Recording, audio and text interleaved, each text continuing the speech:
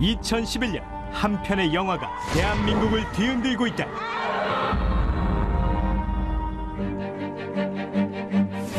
실제 한 청각장애학교에서 일어난 성폭행 사건을 재조명한 영화 도가니.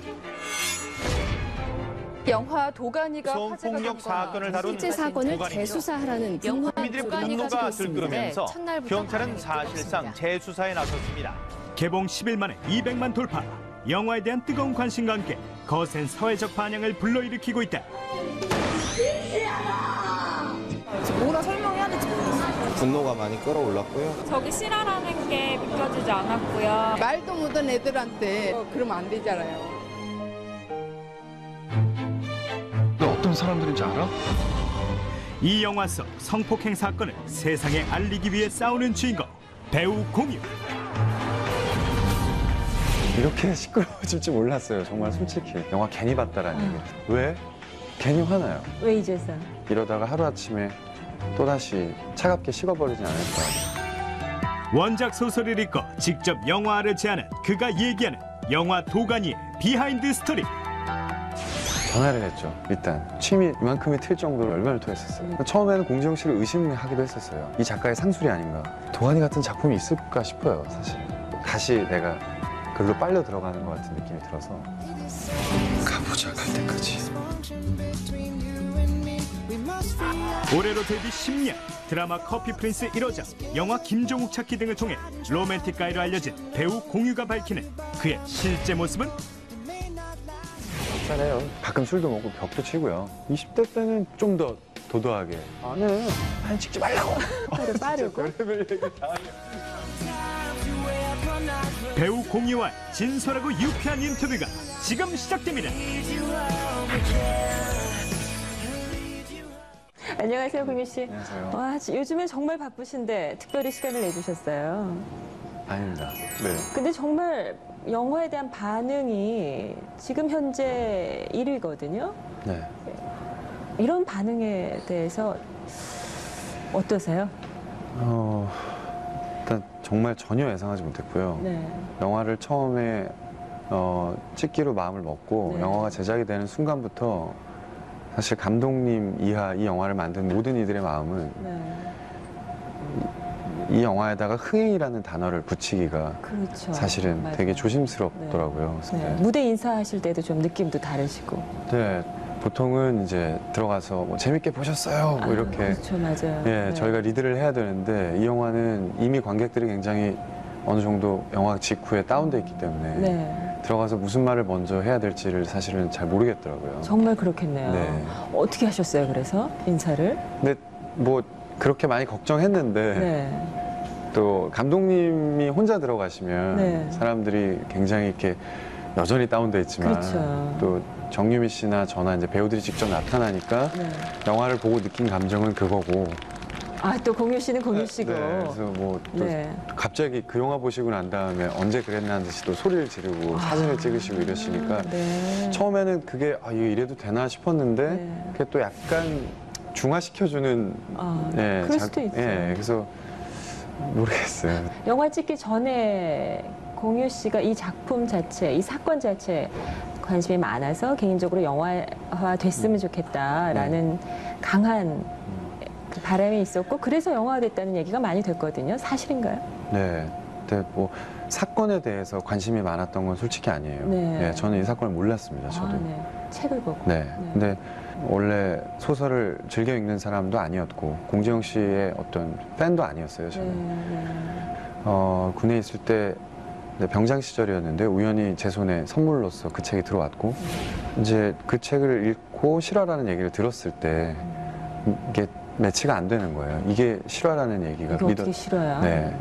처음에는 공지영 씨를 의심하기도 했었어요. 이 작가의 상술이 아닌가.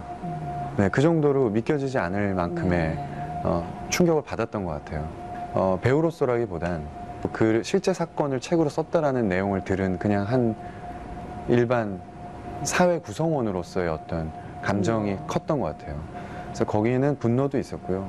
저 스스로에 대한 자책도 있었고 처음에는 뭔가 망치로 머리를 크게 맞은 것처럼 정신이 없어서 굉장히 이성적이지 못한 그런 흥분 상태에서 계속해서 있다가 한번 냉정을 찾고 차근차근 생각을 다시 한번 해보자라고 했을 때 그럼 내가 배우로서 할 수 있는 일이 뭘까라는 것을 차분히 생각해 봤을 때 소설보다 아무래도 이 스크린으로 옮겨졌을 때 사람들한테 파급력이 더 있을 것 같다는 생각에 전화를 했죠. 일단 군에 있으니까 네. 저희 회사에 같이 네. 일하는 저희 회사 대표님한테 네. 공지영 씨의 도가니라는 소설을 봤느냐? 네. 안 봤대요. 그게 뭐야? 네.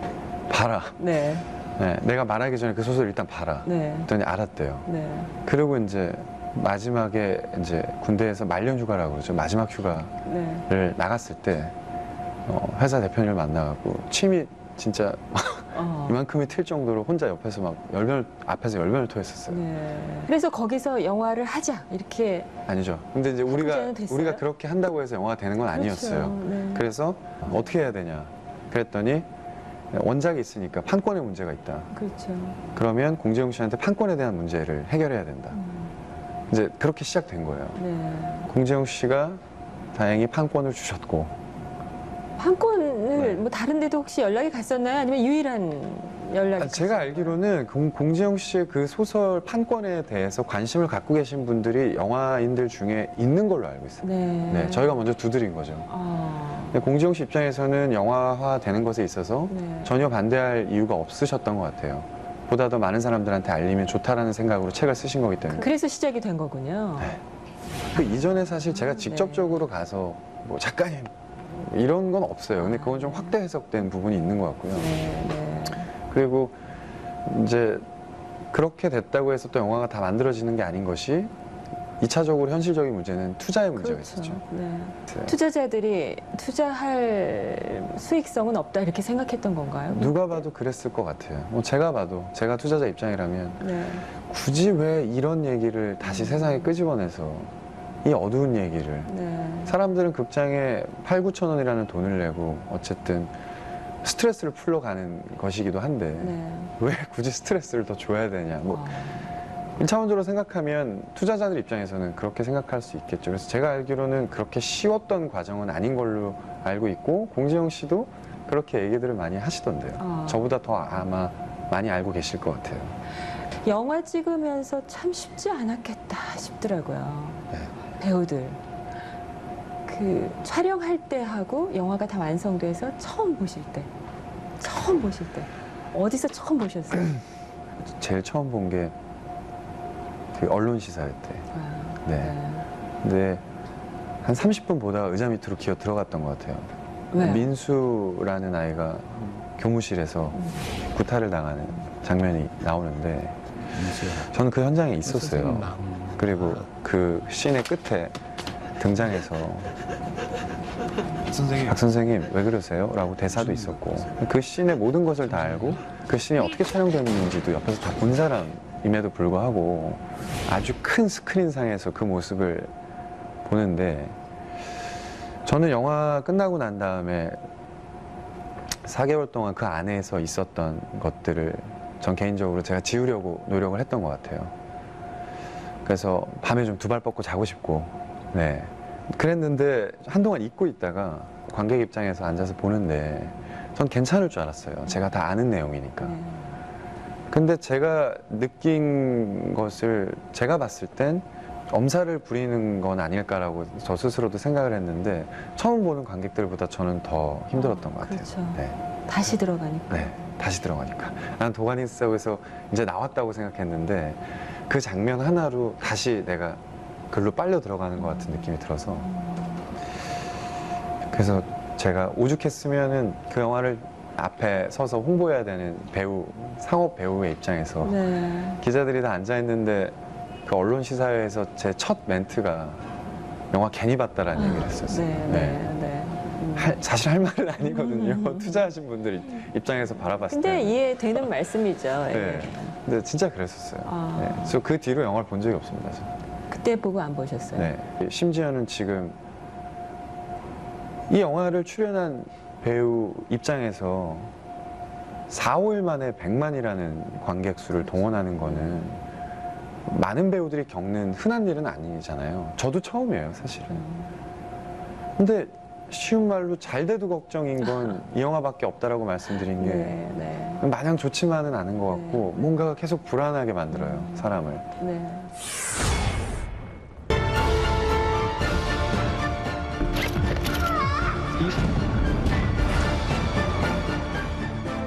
이 아이들을 지키고 싶습니다.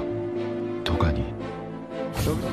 영화 도가니는 2000년부터 2005년까지 5년간 실제 한 청각장애인 학교에서 교장과 교직원들이 학생들에게 가했던 성폭행 사건을 다룬 작품으로 공지영 작가의 원작 소설을 영화로 재창조했다. 바뀌었어요. 보기 힘들 만큼 충격적인 영화의 내용이 실화를 바탕으로 했다는 점에서 많은 사람들의 광분을 일으키고 있다. 게다가 가해자 4명이 법원에서 비교적 가벼운 실형만을 선고받았고 일부 관련자들은 그대로 학교로 복직했다는 점이 후폭풍을 일으키고 있다. 그러니까 우리가 도저히 상식의 어떤 범위 내에서 상상할 수 없는 거였기 때문에 지금 생각해도 분하고 결코 간과해서는 안 된다는 생각이 아직도 변함이 없습니다. 네티즌들은 포털 사이트를 통해 아동 성범죄 공소시효 폐지 서명 운동을 벌이고 있으며 국회에서는 도가니 방지법 제정을 위한 발의 절차를 밟고 있다.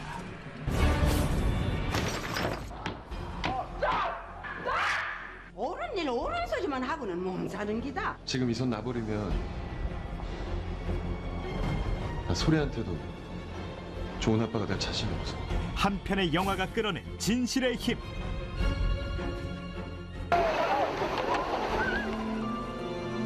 지금 대한민국은 그 사회적 반영으로 뜨겁게 달궈지고 있는 중이다.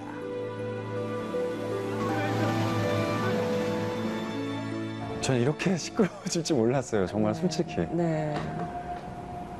그게 화나게 만드는 것도 있어요. 왜 이제서? 네. 왜 이제서? 네. 네. 물론 저도 소설을 보지 않았다면 네. 저도 죽을 때까지 모를 수도 있었던 네. 일이에요. 그렇죠. 저는 사회적인 것에 그렇게 관심이 많은 사람이 아니었기 때문에 그렇다고 저도 또 마찬가지로 남들하고 똑같이 내가 그거 안다고 해서 뭐가 달라져 하고 또 그게 또 곧 현실이기도 하고 네. 내가 나서서 뭔가를 해결할 수 없잖아 뭐 이런 식의 방관적인 태도로 세상을 바라보고 살아왔던 사람인데 근데도 갑자기 막 이렇게 시끌벅적해지는 게 네. 모르겠어요. 마냥 좋지만은 않아 보여요. 네. 왜? 괜히 화나요. 그럼 지금 말씀하신 그 감정을 영화를 본 사람들이 비슷하게 느낄 것 같아요. 그런데 영화 아까 이제 잠깐 민수 얘기도 하셨는데 사회적으로 문제의식을 일으키는 것을 영화가 담당할 수 있는 걸 보여줬다. 이런 좋은 평가가 이제 대세인데 그 와중에 하나 이제 조금 아쉽거나 걱정하는 게 아역 배우들에 대한 사실 걱정이었어요. 사실 보면서도 그랬어요. 아우, 저 역할을 했구나. 이런 것에 생각이 들더라고요. 현장에선 어떠셨어요? 굉장히 많은 분들이 걱정하실 거 알았어요. 저희도 영화가 나오고 나면 어린 친구들에 대한 관심이 쏟아지겠구나. 이제 저희가 신경 써야 될 부분은 이 아이가 지금이 아니라 나중에 성인이 됐을 때나 나이를 훨씬 더 나이를 먹었을 때 그때도 이게 불현듯 갑자기 본인한테 상처 비슷하게 다가올 수도 있지 않을까라는 네. 그런 생각들을 모두가 다 갖고 있었기 때문에 현장에서 생각한 것보다 아이들이 저희가 생각한 것보다 굉장히 쿨하고 굉장히 조숙하더라고요. 요즘 아이들이. 그래요? 네. 아이들이 쿨한 거는 그 현장에서 어떤 거였어요? 예를 들면 그런 거죠. 연기인데요, 뭐 이런. 네. 근데 실제 그 아역들이 몇 살이었죠, 실제? 실제로 여자아이들이 5학년이고요. 5학년. 남자아이가 중학교 1학년. 네. 연기인데요, 뭐. 그것도 그 한마디 때문에 현장이 웃음바다가 되긴 했지만 그래도 얘가 말은 이렇게 해도 얘가 모르는 사이에 은연중에 얘가 받을 상처라는 게 분명히 있을 것이기 때문에 그걸 걱정하는 거죠. 네, 그 부분에 대해서 저랑 정유미 씨가 할 수 있었던 가장 사실은 현실적인 일은 옆에서 항상 같이 호흡하는 거였었어요. 제 상대 역이기도 하기 때문에 아이들이 항상 최선의 컨디션을 유지할 수 있도록 옆에서 도와주는 건데 아이들이니까 눈높이를 맞춰줘야 되고 그러다 보니까 결국 쉽게 얘기하자면 애들하고 노는 거죠. 네. 애들의 눈높이로. 네. 그 아이들이라고 하기도 참 어렵네요, 그렇죠? 네. 네. 너무 다 알아요. 근데 그래요. 네. 제가 5학년 때 모습과는 다른 것 같아요. 너무 다 알더라고요. 깜짝깜짝 놀랄 정도로. 근데 어찌됐건 뭐 그건 그거더라도 저희는 사실은 감독님께서 굉장히 배려를 많이 하셨고 네. 당연한 거지만 네. 어떤 그런 씬들을 촬영할 때 누구보다도 가장 예민해지셨던 분은 감독님이시잖아요. 근데 어떤 카메라 앵글도 아이들이 직접적으로 노출이 되거나 뭐 혹은 어떤 행위 면에 있어서도 아이들이 직접적으로 연기를 할 때 네. 그걸 감행해야 되는 그런 것들을 다 배제하셨어요. 그랬군요. 근데 그것을 화면상으로 옮겨서 네. 편집이라는 것과 음악과 사운드를 입혀놨을 때 그 분위기라는 게 있잖아요. 이렇게 더 과장된. 네. 그러니까 그런 부분을 저는 이제 아무래도 이 안에 있는 사람이기 때문에 알아서 어떻게 보면 좀 어떻게 보면 좀 덤덤할 수 있는 것 같은데 영화를 보신 분들 입장에서는 막 어떻게 애들한테 저런 걸 걱정이 될 네네 뭐 이해는 합니다만 저는 또 이렇게 조금 말씀드리고 싶은 거죠. 그 얘기를 들으니까 조금 좀 덜 걱정이 되는. 인호라는 인물로 상징이 됐지만 꼭 남성이 아니라 하더라도 우리 모두가 나라면 하고 한번 투입해 볼 수 있는 인물이었어요. 네. 나라면 저런 상황에 어떻게 했을까? 나도 아마 저렇게 그냥 현실에서 도망갔을지도 몰라라는 생각. 그래서 다 그 영화 보면서 더 속이 불편한 거 아닌가 그런 생각도 하거든요. 거울 보는 것 같은 수도 있고. 만약에 인간 공유시라면 인호처럼 했을까 이런 생각 혹시 해보셨어요? 배우 말고 사람으로? 영화 속의 인호, 그러니까 원작하고 영화는 인호가 좀 다르잖아요. 그렇죠. 네. 네, 영화를 놓고 얘기하자면 영화 속의 인호만큼 했을까 싶어요. 네, 솔직히 그렇죠. 네. 네. 못했을 것 같아요. 소설 속 인호를 처음에 봤을 때 슬펐지만 인호를 이해했다라는 건 네 딸 소리보다 나라면 어땠을까라는 질문을 저한테 해봤다는 거죠. 네. 그렇죠. 그냥 슬프지만 네. 너 되게 바보 같고 너 되게 밉지만 내가 너라도 그랬을 거야. 난 내 딸한테 갔을 거고 내 와이프한테 갔을 것 같다는 거죠. 우리 모두가 다 알고 있는 거고. 어떻게 보면 그것이 또 제가 배우로서 만약에 도가니에 대한 욕심을 아주 요만큼이라도 갖고 있다면 10 중에 하나가 배우의 욕심이 있었다면 그런 인호의 아주 그 고뇌를 표현하고 싶었던 것 같아요. 네. 영화 속의 인호는 대리만족도 있었던 것 같아요. 화분을 그의 뭐 뒤통수에 내리치고 그 물대포가 쏟아지는 시위 현장 속에 들어가서 물대포를 맞으면서 뭐 나약해 보이지만 어쨌든 지렁이가 밟았을 때 꿈틀대는 것처럼 세상을 향해서 뭔가 외쳐보기도 하고 뭔가 대리만족도 있었던 것 같아요. 네. 저는 솔직히 만약에 저라면 저도 소설 속의 인호와 별 다르지 않았을까 싶어요. 네. 너무 이렇게 얘기하면 아니요, 그게 솔직한 얘기이신 것 같아요. 네. 솔직한 말씀이신 것 같고 모두 그렇게 생각하지 않았을까 싶어요. 영화 도가니가 이 사건은 전혀 이제 별개로 치고요. 영화 도가니라는 것이 배우로서 나한테 나중에 어떤 작품이었다라고 남을 것 같으세요? 사람 일은 모르는 거라 미리 이렇게 뭔가를 단언하는 게 위험하긴 하지만 제가 뭐 배우를 언제까지 할지 모르겠지만 이렇게 훨씬 더 나이를 먹고 제 필모들을 이렇게 펼쳐놓고 봤을 때 도가니 같은 작품이 있을까 싶어요, 사실. 네, 감히 말하자면 그럴 것 같아요. 그리고 배우로서 뭔가 내가 이러다가 뭔가 굳어지면 어떡하나 그런 걱정도 하죠. 근데 배우로서의 그런 걱정보다 사람으로서의 걱정이 더 큰 것 같아요. 네. 도가니는 저한테 그런 영화. 사람으로서 고민하고 그리고 걱정하고 두려워하고 아주 복합적인 여러 가지 희노애락의 감정들을 느끼게 해준 예를 들어서 한 60, 70? 나이가 됐을 때 네. 그때 돼서는 지금보다 여유가 있을 거 아니에요. 사람으로서. 네. 잘했어. 그럼요. 후회 안 해. 잘한 거야. 네. 그렇게 얘기할 수 있을 것 같아요. 자신한테. 의미가 큰 작품이었고요. 도가니에 대해서 얘기를 많이 했는데 네. 그 인터뷰 하신 다른 기사도 보고 또 오늘 인터뷰 하시다가도 그 말씀 하셨는데 제가 언제까지 배우를 할지 모르겠지만요. 이 얘기를 자주 하시더라고요. 네. 근데 그럴 얘기할 땐 어떤 생각이 깔려 있어요? 뭐 성향의 문제 같은데요. 네. 연예계라는 곳이 네. 그냥 제가 저라는 사람을 봤을 때 네. 저한테 그렇게 녹록치 않은 곳인 것 같긴 해요. 최대한 객관적으로 저를 봤을 때 연예계라는 곳과 그렇게 잘 어울리는 사람 같지는 않다라는 생각을 늘 하고 있었어요. 그래요? 거기서 편하려면 어떤 사람이 연예계에 어울려요? 어떤 성향? 성격? 약간 양날의 검인데요. 네.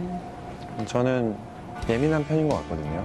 가끔 술도 먹고 벽도 치고요. 사진 찍지 말라고, 사진 찍지 말라고. 아, 나도 사람인데 뭔데 배우가 도대체 뭔데? 막 이러면서 스스로한테 어느 순간에 너무 껍데기인 것 같다는 생각. 너 진짜 솔직하게 얘기해봐. 지금 좋아? 어떤 사람이 연예계에 어울려요? 어떤 성향? 성격? 약간 양날의 검인데요. 네. 저는 예민한 편인 것 같거든요. 그리고 연기라는 걸 하면서 그 예민함이 더 커지는 것 같아요. 너무나 예민한 저를 볼 때, 거울을 볼 때 제가 죽을 만큼 싫을 때도 있어요. 아, 그냥 좀 단순하게 살지. 그냥 좀 이럴 때 좀 무디면 좋을 텐데 뭐 이렇게 아파하나 싶기도 하고. 뭐 이렇게 아프세요? 세상의 모든 고민 지가 다 짊어지고 있고. 근데 그게 없으면 네. 또 카메라 앞에서 연기할 때 아주 섬세한 부분들을 표현할 수 없을 것 같은 거예요. 그 두려움이 또 있어요. 그래서 양날의 검이라고 말씀을 드리는데 연기만 놓고 본다면 이런 것들은 버틸 수 있고 상관이 없어요. 근데 쉬운 말로 가수는 노래만 하고 배우는 연기만 하면 되는 거 아니야? 그런 게 아니잖아요, 근데. 그렇죠. 그게 싫은 거죠. 연기는 좋으시죠? 네. 저 예전에 그런 얘기 했었어요. 이건 변함이 없어요. 네. 열에 9, 그러니까 비율로 따지자면 네. 10개가, 9개가 싫은데 한 네. 개가 좋은 이유는 카메라 앞에 섰을 때 그거 하나 때문에 하는 거라는. 카메라 앞에서만 행복하세요? 연기할 때? 그때 그 희열이 있으니까. 그 희열 때문에 다른 구가 싫고 힘들고 지겨워도 그 일 때문에 하는 거예요. 그 희열. 그럼 배우를 타고나셨네요. 근데 열의 9이 싫으세요? 너무 극단적이죠. 극단적인 건 아닌데 이런 추측은 했어요. 그렇게 말씀하실 때. 배우로서 내 직업은 좋으나 그래서 많은 사람들한테 스타가 되고 사랑받는 것도 정말 감사한데 유명세 때문에 따라오는 다른 모든 부차적인 것. 그건 좀 견디기 힘들다. 이건 날 때로는 불행하게 한다. 그런 건가요? 네. 맞아요? 뭐 그런 것만은 아니지만 꽤 많은 부분이죠. 그게. 근데 그 부분에 있어서는 옛날보다 좀 자유로워진 것 같긴 해요. 처음엔 더 했어요.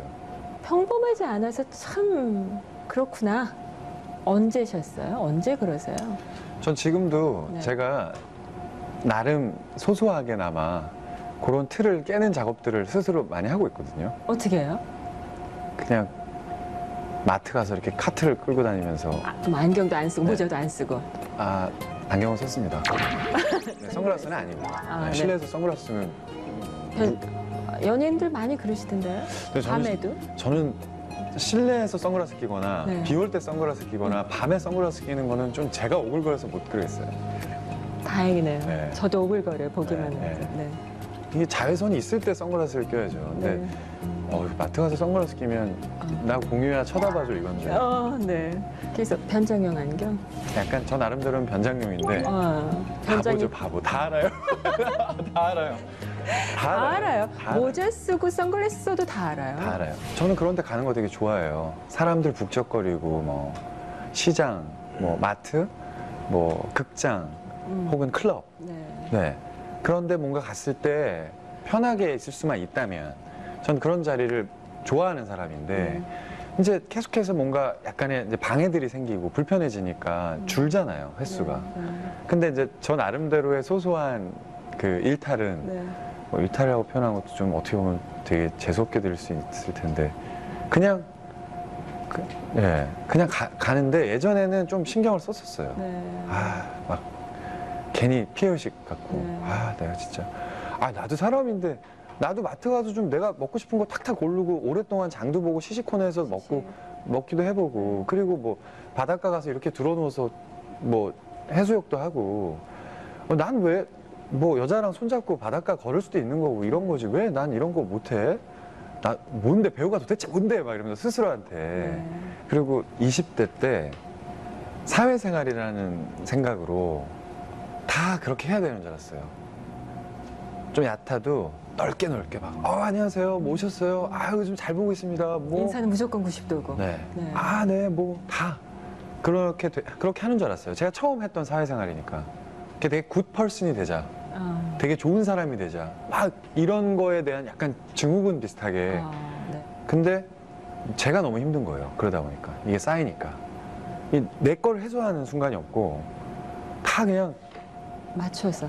그러니까 어느 순간에 너무 껍데기인 것 같다는 생각. 너 진짜 솔직하게 얘기해봐. 지금 좋아? 너 지금 여기 가는 게 좋냐? 아니잖아.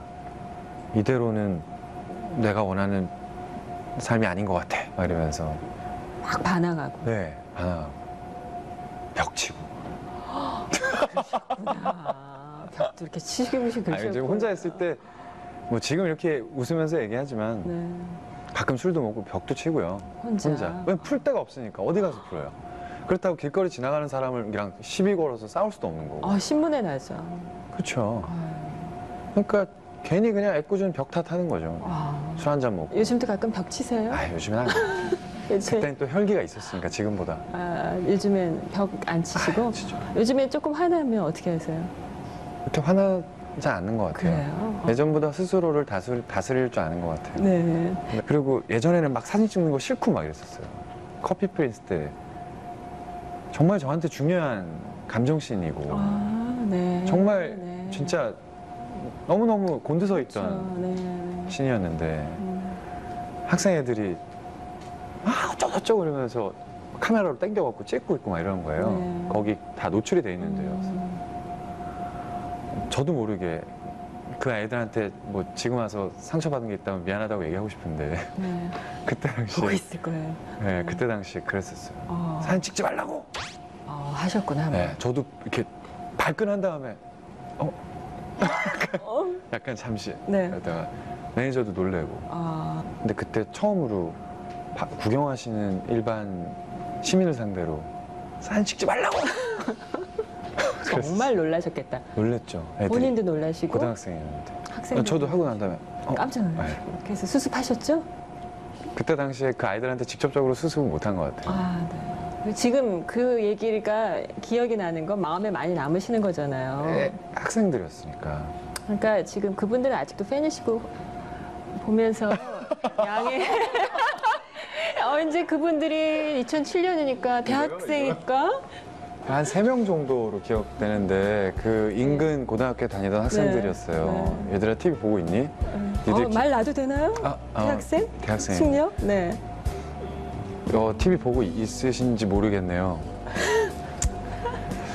그때는 저 나름대로 되게 예민해져 있던 순간이고 되게 잘 해내고 싶었던 씬이었기 때문에 본의 아니게 제가 저 좋아서 그렇게 해주신 건데 제가 버럭 화를 낸 점 뭐 지금 시간이 많이 지나긴 했지만 심심한 사과의 말씀을 드리고 싶고요. 뭐 지금도 그때 이후로 혹시 충격받아서 저를 떠나셨다면 뭐 저는 지금이라도 괜찮으니까 다시 오시면 말도 더듬으시고 물 좀 충분히 되셨어요. 아시겠죠? 잘 부탁드려요. 신경 쓰이죠. 쓰이죠. 신경 쓰이죠. 아무래도 사람들은 보는 것만 가지고 판단하고 혹은 뭐 거기서 조금 더 예상할 수는 있겠으나 대중들이나 밖에서 바라보는 시선은 그럴 수밖에 없는 거고요, 사실은. 근데 그렇게 보여지는 것만큼 그렇게 달콤한 사람은 아니라는 거죠, 제 말은. 네, 이게 네. 쌉쌀해요. 좀. 쌉쌀해요? 네, 그런 것 같아요. 그래서 어떻게 해답을 찾으셨어요? 그때는? 그때 20대 후반이 제일 스스로 머리가 터질 정도의 많은 생각들이 저를 짓눌렀던 20대 끝물 딱 그게 커피 프린스 전. 그 커피 프린스가 그러면 어떤 탈출구가 된 건가요? 꼭 그렇지는 않은데요. 커피 프린스가 저한테 분명히 준 건 저 커피 프린스 원래 안 한다고 했었어요. 왜요? 그때 당시에. 왜요? 사람들이 느낌이 안 잘 오셨어요? 몰라요. 아니요, 그냥 트렌디한 게 싫었었어요. 말랑말랑하고 알콩달콩하고 트렌디하고 좀 쉽게 얘기해서 시청자분들이 쉽게 공감을 할 수 있는, 편하게 볼 수 있는 그런 대중적인 류의 작품들이 싫었었어요. 제 마음이 내키지가 않으니까 네. 내가 나가갖고 웃으면 이건 거짓이다. 난 지금 이걸 제대로 즐길 수 없을 것 같다. 그래서 거절을 했었어요. 네. 근데 하도 이제 옆에서 저를 설득하려고 덤비니까 다들 아니 뭔데 이렇게 날 설득하려고 드는 거야. 난 안 하겠다니까. 그러면 좋아, 오케이. 그러면 작품을 보겠다. 그래서 윤정 감독님이 만드신 그 태우 선수촌을 인터넷 들어가서 다시 보기로 본 거예요. 이 사람 방송국에서 드라마를 만드는 사람 같지가 않아. 이런 생각이 딱 들었어요. 저 작품을 보고. 결국 배우도 작품으로 얘기하고 연출도 작품으로 얘기하는 거잖아요. 이거 뭐지? 이렇게 돼서 감독님을 만나보겠다. 네. 그렇게 됐어요. 만나서 얘기했는데 처음 만나는 사람한테 그렇게 제 얘기 많이 한 거 처음인 것 같아요. 그때 당시에 내가 갖고 있던 배우로서의 고민, 사람으로서의 고민들, 치열했던 모든 것들을 그 사람한테 처음 봤는데 막 퍼부었어요. 네. 근데 나 딱 첫 미팅하고 난 다음에 감독님이 돌아가서 그러셨대요.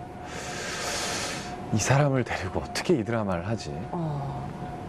그때 그 감독이 했던 자료 보니까 아주 까칠하고 딱 그 얘기를 하셨거든요. 네. 자기한테 계속해서 막 이렇게 상처를 내는 사람 같아 보였다고 그렇게 얘기하셨어요.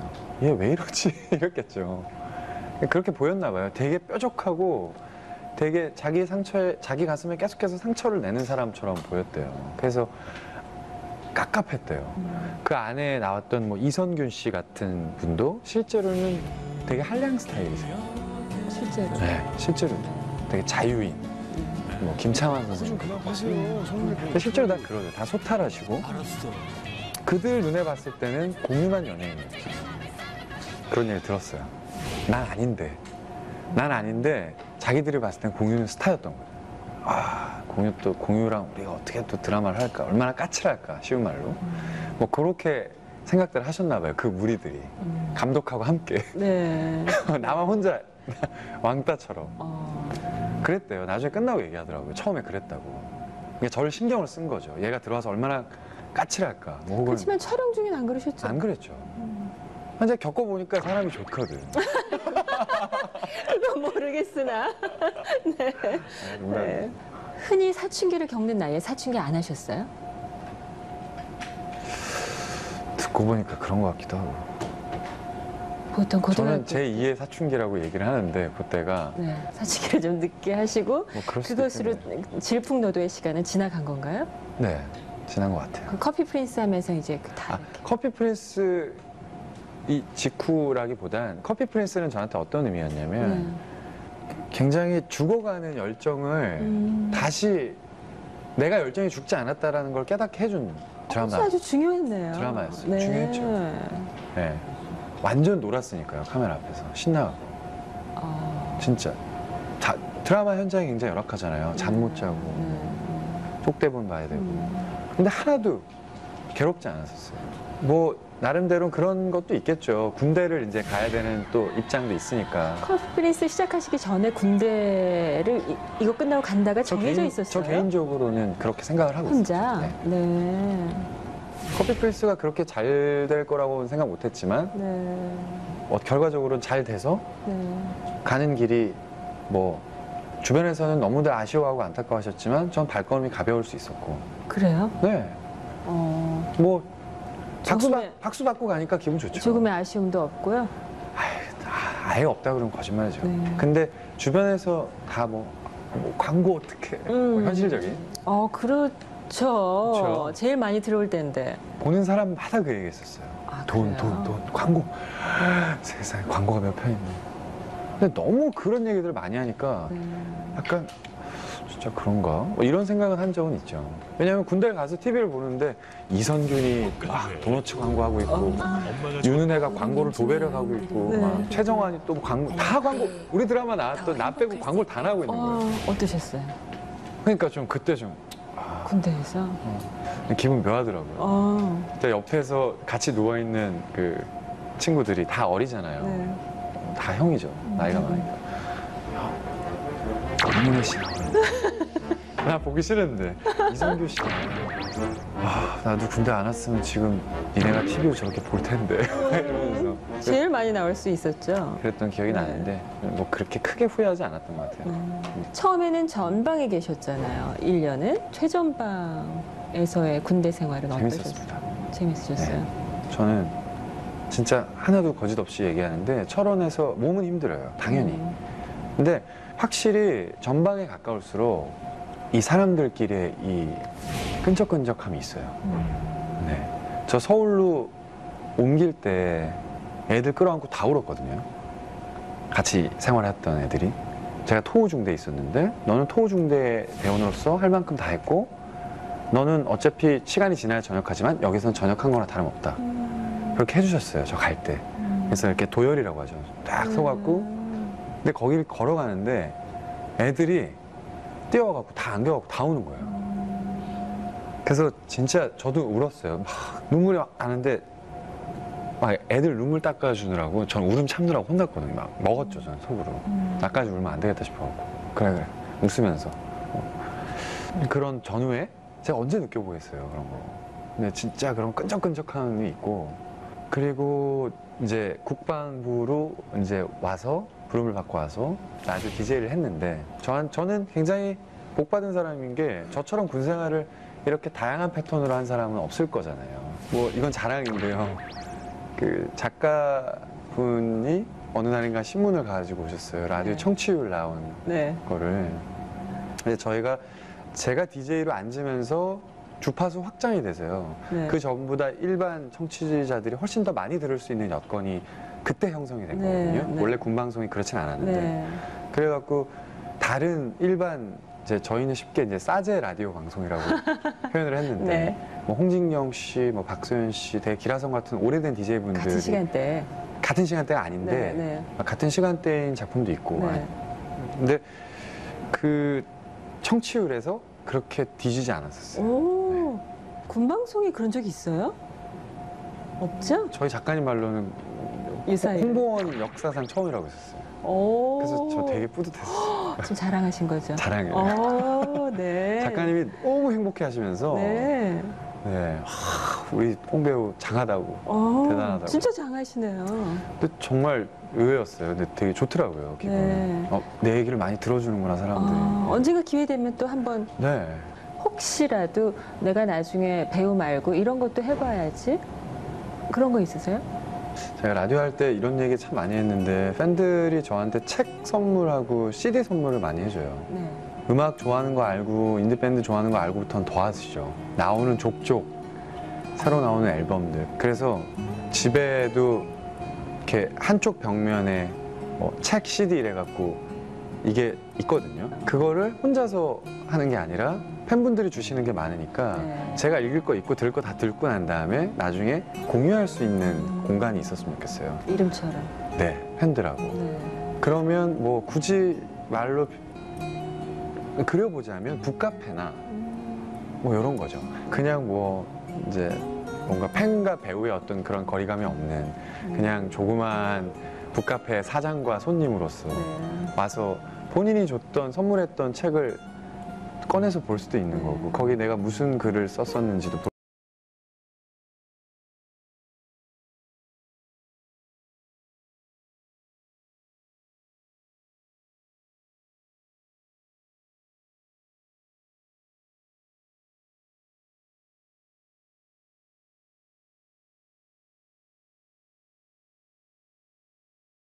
조금은 커야 되겠네요. 네, 그런 생각 많이 하는 것 같아요. 저희 어머니는 그러세요. 참 돈 안 되는 생각만. 네. 돈에 관심이 없으시니까. 진짜 그렇게 얘기하세요. 남자가 말이야 좀 네.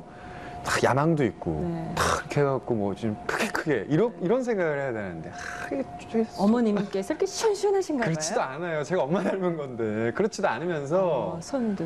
네, 참 보면 돈 안 되는 생각만 한다고. 네. 나이 말씀을 참 많이 하셨어요. 죄송합니다. 왜 죄송하죠? 아 그것도 죄송합니다.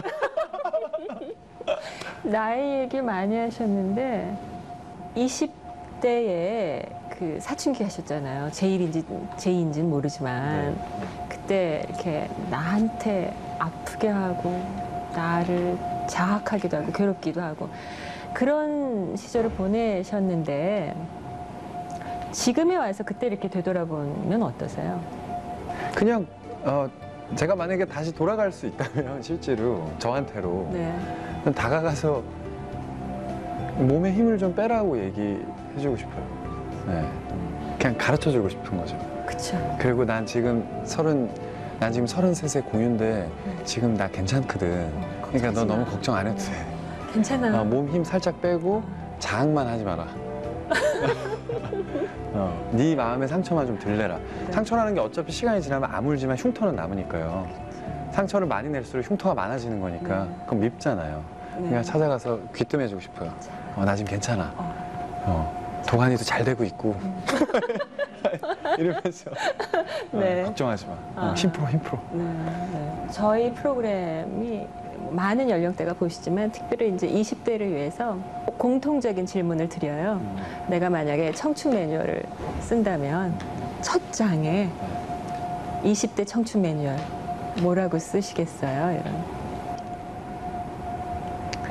그냥 실패하는 것에 있어서 두려움을 갖지 않았으면 좋겠어요. 다치고 넘어지고 피가 나도 20대인데 미리 몸을 사리거나 뭐 어떠한 것들로 인해서 주저하거나 뭐 어떤 기로에 섰을 때 20대가 가질 수 있는 어떤 패기와 혈기를 믿고 그게 비록 실패하고 넘어져서 피가 나더라도 앞으로 가라라고 얘기하고 싶거든요. 그리고 저는 많이 망설였던 것 같아요. 네. 제 어떤 혈기를 제대로 발휘하지 못한 것 같고 제 지금도 청춘이지만 20대 때 가지고 있던 어떤 그런 밝고 순수한 어떤 에너지나 힘을 전 마음껏 쏟아내지 못했어요. 제 어떤 미련한 성격 때문에. 근데 그거에 대한 후회가 되게 많이 남아요. 그래서 미련 없이 아낌없이 에너지를 발산했으면 좋겠어요. 그게 연애가 됐든 뭐 학업이 됐든 일이 됐든 모든 면에 있어서 아낌없이 다 그렇게 해봐야 아는 것을 그렇게 하지 않고 주저했기 때문에 모르는 것들이 아직도 있는 것 같거든요. 저는. 그래서 주저하지 말고 아끼지 말고 20대의 어떤 그 본인이 갖고 있는 에너지를 충분히 믿고 발산하라고 얘기하고 싶고요. 네. 연애하는데도 주저하지 않았으면 좋겠어요. 불쌍해. 네? 20대의 얼굴이 알려져서 연애도 마음껏 못 하셨을 거 아니에요. 그렇죠. 전 바닷가를 여자랑 손잡고 걸어본 적이 없어요. 너무 한대겠다. 그거 해보고 하겠죠. 싶으시죠? 해보고 싶죠. 그렇죠. 결혼하면 하려고. 결혼하기 전에도 해야지. 몰래. 저 이렇게 막 사람들 출입 금지 구역 이런 해수욕장 같은데 해수욕장도 아니구나. 조심하세요. 잘못하면 저쪽으로 넘어가.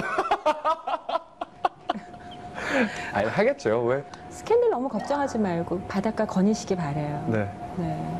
40대가 30대 해줘. 오늘 인터뷰하면서 그동안 10년 동안 봐왔던 공유라는 배우에 대해서 지난 10년 동안 전혀 보지 못했던, 듣지 못했던 것을 듣고 보고 느낀 시간이었어요. 그래서 인터뷰 시간 내주셔서 감사하고요. 하고 싶은 거 다 하셨으면 좋겠어요. 조만간에 바닷가는 꼭 건널게요. 꼭 거니세요. 네. 꼭 거니시고 거니신 다음에 야호 하시면 그런 신호로. 야호 하시면 거닐었구나. 그러고 박수 쳐드릴게요. 네, 감사합니다. 오늘 즐겁고 행복했습니다. 고맙습니다. 감사합니다. 네. Lately